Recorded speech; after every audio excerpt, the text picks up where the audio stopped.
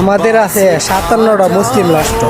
57টা মুসলিম রাষ্ট্রতে সেরা ইরানে আক্রমণ করে আমেরিকা এসে।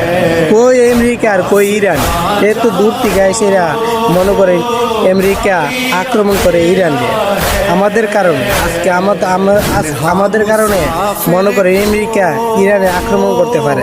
যদি আমরা মুসলিম রাষ্ট্র 57টা মুসলিম রাষ্ট্র যদি একত্র থাকতাম, 57টা মুসলিম রাষ্ট্র যদি একত্রভাবে থাকতাম, তাহলে ইরান রে আক্রমণ করতে পারলো না আমেরিকা। কই আমেরিকা আর কই ইরান কুত্তে আক্রমণ করে আমাদের মুসলমানের কারণে। কারণ মুসলমানই মুসলমানের শত্রু, মুসলমানের শত্রু।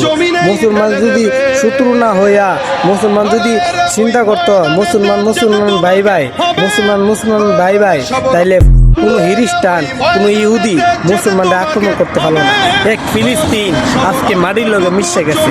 এখন যদি ফিলিস্তিনের অবস্থার মতন যদি ইরান যদি হইতে থাকে, একটা করে মুসলমান রাষ্ট্র পৃথিবীর মানচিত্র থেকে হারাই দেব।